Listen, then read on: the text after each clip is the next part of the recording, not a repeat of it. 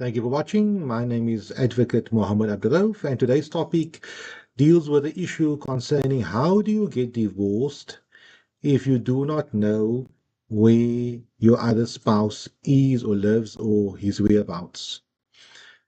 You are married to somebody, perfectly fine. You live together for a few years.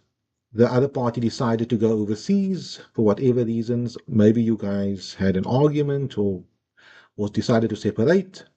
And the other party decided to go overseas for a few years. 5 years later, you decided, you know what, this is now over. I have not spoken to the other side, the other party, for the last 3, 4 years, and now you would like to divorce. You've done inquiries. All that you know is that the other party has a Facebook account, or that the other party resides in England, for my example, and that's all that you have. You do not have a telephone number.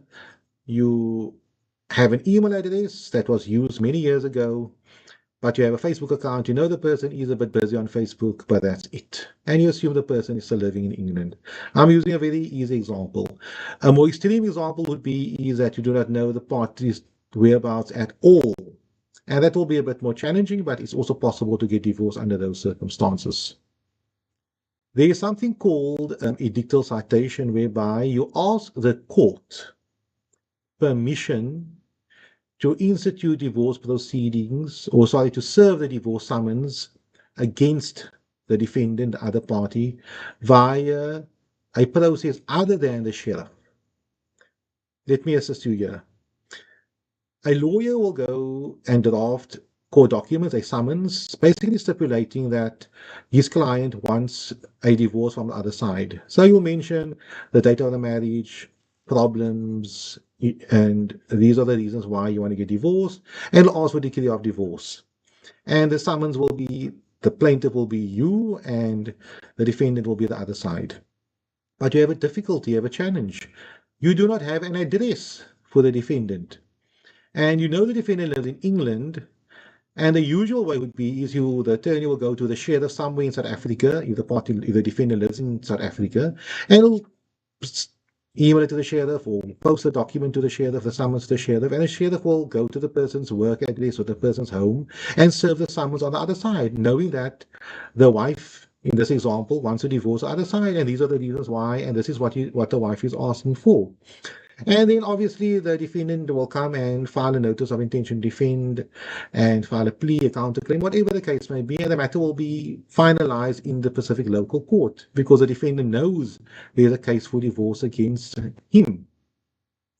But here we do not know where the defendant is. And obviously the court can't just assume that the defendant is not in the jurisdiction or that the defendant knows about this matter.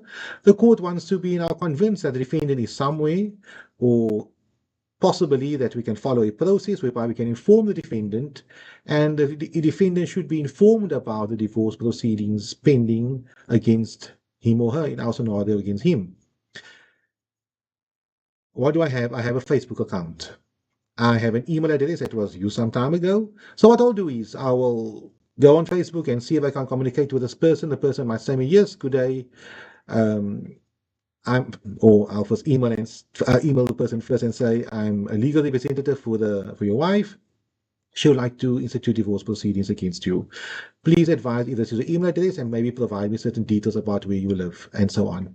Hopefully he will respond. Let's pause that one day. On his Facebook account, I might do the same thing. I might contact him and say, I'm representing your wife for divorce proceedings. Please confirm if you're using this account and can I serve the divorce documents on you? He might say yes. And this scenario to be him. Then I will take that information, the email that he responded to me with. I will take that and also the the Facebook communication. WhatsApp also possible. I might communicate with him with my WhatsApp. And I will make an application for my client to court, advising the court that these are the communications that I had with the defendant in this matter. He is living overseas in England in my example. He does use his email address. Here's an email that I sent him. He responded to it. He does use Facebook. Please give us permission to serve this documentation on him via email. or via Facebook, depending upon the circumstances, or via WhatsApp, if he communicated to me via WhatsApp.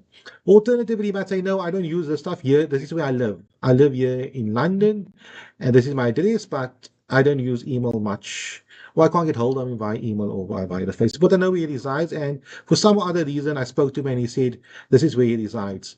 I provide all that information to a court, to the judge via an affidavit. My client might do the same also, depending upon who communicated with a specific defendant.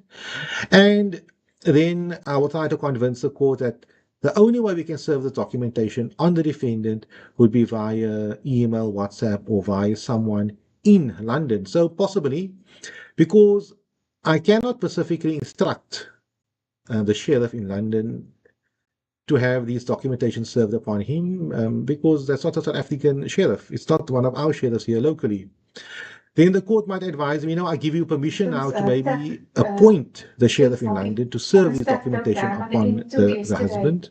Alternatively, the court might give me leave to ask an attorney, or it will be a barrister, sorry, a solicitor. In the UK, an attorney in the UK is called a solicitor, a barrister is called an advocate in the UK. And I might advise the court that I know this attorneys, these solicitors, the officers are here, I communicated with them, they gave me a pro forma on how much they will charge me, and the court will say, you know what, I think the best way to serve this documentation would be via that specific attorneys in London, these specific solicitors in London. I'll prepare the documentation, I'll have it couriered, or maybe emailed, depending upon the facts, and then that those specific solicitors will serve this documentation on the defendant in London. And those specific solicitors will have to provide an affidavit explaining what they have done, and I will file that affidavit with the court. Once the defendant has been served with this specific documentation, the normal procedures will apply. He or she will have, but more than 10 days, I might give the person a month to decide to defend the matter or not, whatever the case may be, but the normal procedures will apply as if the person was served locally in South Africa. If he, in the scenario, wants to defend this matter, he will get attorneys locally, most probably, and or he can defend himself, and they will file the necessary documentation. And when the trial day comes, he will have to fly down to Cape Town, if that is where the plaintiff resides, and defend the divorce or do whatever he needs to do for the divorce proceedings. So it is possible. If you do not know where the whereabouts or the other person is at all or completely, you don't know where the person was, but you know the last place where this person resided could have been in London, and because of A, B, C, and D, family spoke to, etc., then it's possible maybe to convince the court that you can maybe serve it in London via the newspaper, via some type of format, but it might be a bit challenging, but it's possible to get the court's consent. If the court can be convinced that this person will ultimately be notified about the divorce proceedings. I hope this is of some assistance to you. Thank you.